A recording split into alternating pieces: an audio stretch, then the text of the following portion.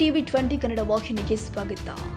ಮೊನ್ನೆ ನಡೆದ ಸಂಕೇಶ್ವರ ಪುರಸಭೆಯ ಸಾಮಾನ್ಯ ಸಭೆಯಲ್ಲಿ ವಾರ್ಡ್ ನಂಬರ್ 14ರ ಪುರಸಭೆ ಸದಸ್ಯ ಉಮೇಶ್ ರಮೇಶ್ ಕಾಂಬ್ಳೆ ಅವರು ನೇರವಾಗಿ ಬೆಳಗಾವಿಯ ಹಿಂಡಲಗ ಕಾರಾಗೃಹದಿಂದ ವಿಡಿಯೋ ಕಾನ್ಫರೆನ್ಸ್ ಮೂಲಕ ತಮ್ಮ ಬಡಾವಣೆಯ ಸಮಸ್ಯೆಗಳನ್ನು ಪುರಸಭೆ ಮುಖ್ಯ ಅಧಿಕಾರಿ ಪ್ರಕಾಶ್ ಮಠದ ಮತ್ತು ಅಭಿಯಂತ ಗಡಾದ್ ಅವರಿಗೆ ತೀವ್ರ ಆಕ್ರೋಶ ಹೊರಹಾಕುವುದರ ಮೂಲಕ ಸರಿಯಾದ ಸಮಯಕ್ಕೆ ಬಡಾವಣೆಯಲ್ಲಿ ಇರುವ ಸಮಸ್ಯೆಗಳನ್ನು ಬಗೆಹರಿಸುವುದಾಗಿ ಮನವಿ ಮಾಡಿದರು.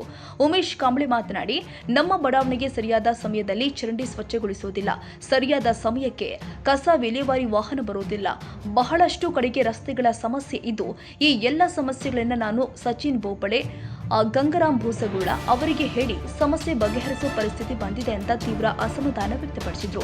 ಇನ್ನು ಕಾರಾಗೃಹದಿಂದ ತಮ್ಮ ಬಡಾವಣೆಯ ಸಮಸ್ಯೆಗಳನ್ನು ಬಗೆಹರಿಸುವ ಪುರಸಭೆ ಸದಸ್ಯ ಅಂತ ಉಮೇಶ್ ಕಾಂಬ್ಳೆ ಅವರು ಕುಲ ಚರ್ಚೆಯಲ್ಲಿ ಇರೋದು ಇದೊಂದು ಸಂಕೇಶ್ವರ ಪುರಸಭೆಯ ಇತಿಹಾಸದಲ್ಲಿ ಮೊದಲು ಅಂತ ಹೇಳ್ಬಹುದು.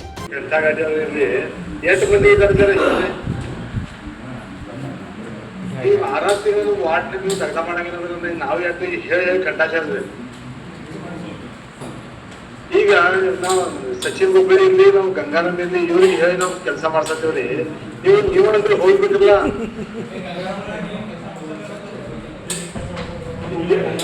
ಅವರ ಪೋಷಕರಿಗೂ ಇಲ್ಲ, ಅಜಾದ್ರೂ ಇಲ್ಲ, ಸಂಗಾರ ಮನಿ ಇಲ್ಲ, ಬಿಸಿ ಮನಿ ಇಲ್ಲ, ಜಗದಿಲ್ಲ, ಗಂಟಾ ಗಡಿ ಅವ್ರು ಯಾರಿಲ್ಲ. ಈಗ ನಾವು ನಮ್ದು ಯಾರು ಹಾಸನ ಮಾಡತ್ತಾರೋ ಅದ್ರ ಖುಷಿ ಹಾಸನೇ ಇಲ್ಲ.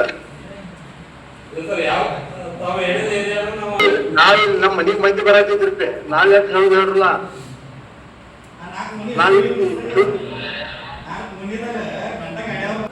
दहा जण कामं सांगतात रोज.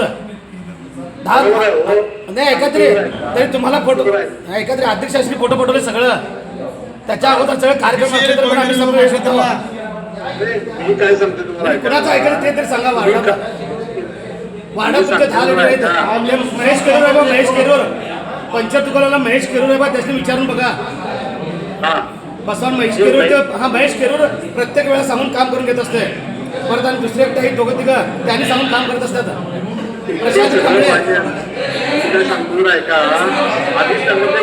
ವಿನಾಯಕ ಭೂಸಲೆ ಟಿವಿ 20 ಕನ್ನಡ.